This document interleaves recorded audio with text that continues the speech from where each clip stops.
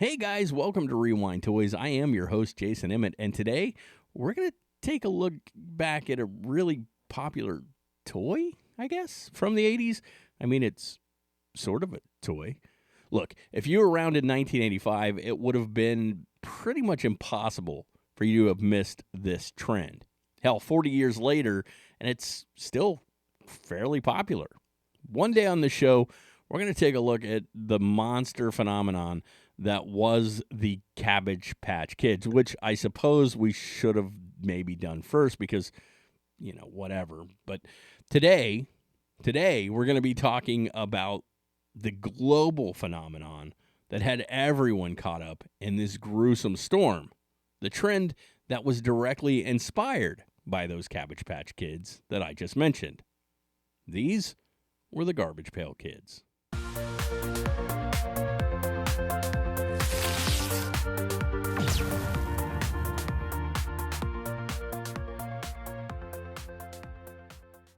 All right, when I say these things were everywhere, I mean they were like literally everywhere. Heck, they even got a movie, which was way more gag-worthy than any of the cards ever pretended to be, but I digress.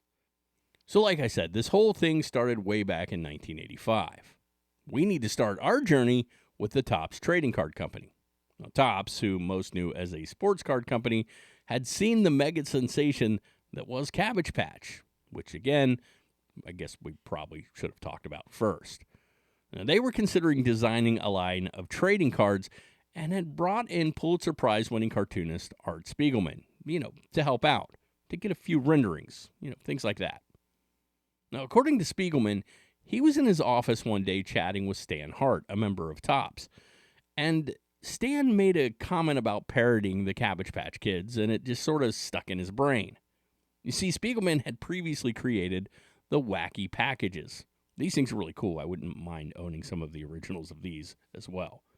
Now, wacky packages were a series of parody cards making fun of products. Think Rat's Crackers or Jolly Mean Giant, Moron Salt, that sort of thing.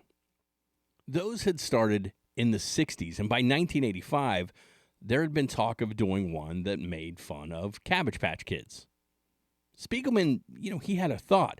What if they made them, real macabre, twisted and gross, but also silly? Now, the two loved the idea, so Spiegelman and Hart set to work on wacky packages. That would include names like Electric Bill, Oozy Susie, Art Apart, Slobby Robbie. The thing is, Topps management, they weren't keen on releasing them as part of the wacky packages. They saw these cards as their own thing, so Spiegelman brought a few more people on. Manager Lynn Brown, artists like Mike Newgardner and John Pound, Tom Bunk, and before long, the Garbage Pail Kids were born. So these trading cards were an instant hit. Kids everywhere were rushing to buy them. I mean, at $0.25 a pack, why not? They were fun. They didn't break the bank at all. Also, it was really fun trying to find a character with your name on it. Big fan of JDK myself. Now, Series 1 cards were sold in 5-card set wax packs that included that infamous stick of balsa wood-like gum. What's funny is, I mentioned 25 cents, and the first run had that price actually stamped on it. But when that first run, it sold out incredibly fast, and it was word of packs going for like $5 or even $10. The subsequent packages had the price left off, so retailers could pretty much sell them for whatever they wanted. Now, for the collectors, Series 1 is believed to have had a much smaller run than later series because Topps saw what they had and they began mass producing after that. Happens all the time. The demand for the cards was growing, but so was that righteous 80s anger from parents and teachers. During the height of Garbage Pail Kid mania, certain schools tried to ban the cards. I know it's silly to think schools would try and ban anything, but they did. The thing is, as most of us know, when you try to ban something from kids, you just make it that much more desirable. I remember these things getting traded all around my school. The other thing that happens almost always with popularity is greed. And so, of course, Coleco, the guys who own the rights to those Cabbage Patch Kids that I should have talked about first, they filed a lawsuit. You see, Coleco was not happy someone was making fun of their dolls. Honestly, I would think it would have helped draw attention to the Cabbage Patch Kids, but whatever. Anyway, Coleco sued for trademark infringement, and the whole thing was settled out of court with Topps agreeing to make changes to the original designs. Now, for whatever reason, those changes just didn't go over too well, and sales began to decline. Also, it was a flash fad, and fads often burn bright and then sort of fade away. By December of 1988, Topps had released Series 15 with a planned Series 16, but before 16 could ever come out, Topps pulled the plug right in the middle of production on the 16 line. Now, I tell you this because images of the stickers, cards, backs, boxes, and wrappers, they existed. And in 1989, an uncut sheet of cards was found in the dumpster behind the Topps building, which means there might be a few sheets out there in the world floating around. Also in 2002, Topps Vault auctioned off correction sheets and box proofs of the set as well. And so things went until the year 2003, when Topps decided they wanted to hit on that nostalgia again, and they released an all-new series. Now, they were targeting grown-ups, people that were older that remembered it from their youth, and it worked. These adults remembered the cards from that youth, and now with their big kid money, they could purchase, a small piece of their childhood. And today, well, you can still get Garbage Pail Kids, which is cool. But for collectors, obtaining that first series, 88 cards, 44A and 44B, that's what they live for. So a couple of things. Some of the early cards had matte finish, and others had glossy. I'm not sure how well you can see it here, but we're going to show you some examples. The glossy back cards tend to be more difficult to find, and therefore tend to be worth more money. For Series 1, you want to look for names from the series, obviously, and then check for the Topps logo, and also the cards should have a die cut around the character for the sticker. There will also be card numbers on the back.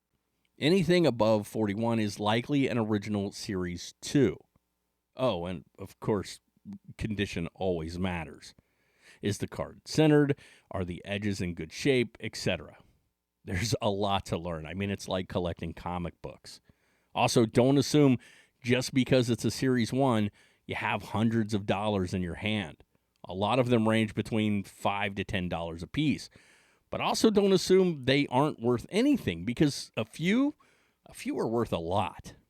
Mint Nasty Nick 1A Series 1 has been known to fetch over 6 G's, and his counterpart, 1B, Evil Eddie, just over $2,000. 6A, Atom Bomb, the card most people think of when they think of Garbage Pail Kids, mint over $4,000. And that one that I would really like to own, the one, J Decay that I spoke of earlier, well, it could go for $800 to $1,000 on average. As I say, anytime I throw prices out on this show, prices do fluctuate. And there are always deals out there if you look hard enough. So don't take any of that, as rock solid, because that could change next week. Briefly, we mentioned the movie, so I'm going to give you like a couple of sentences here. That one came out in 1987. Atlantic Entertainment Group acquires the film license from Topps. It had a small budget of like $1 million, and it was completed in literally just a few months. I mean, completed in a few months. There are numerous 80s-related rumors regarding why this film turned out so bad. You can make of that what you will, but it did. And when I say bad, I mean it was really bad. But honestly, probably a lot of the reason it turned out so bad was the writing, the plot, the acting, and it was just so gross and disturbing. If you haven't seen it, you should. I mean, it's kind of a rite of passage to watch the Garbage Pail Kids movie. It's bad, but, in the best way imaginable. Anyway, guys, there you have it. Just a brief history of those amazing Garbage Pail Kids. Let me know if you guys were fans. Maybe you're collectors today. Maybe you're still a fan. Let me know if you have a collection. Show us some pictures. Drop it down in the comments below. Also, please hit that subscribe button here on the channel. I appreciate every one of you who have commented and liked and shared and subscribed so far. You guys are amazing. And remember, until next time, when it comes to toy collecting, the hunt is half the fun.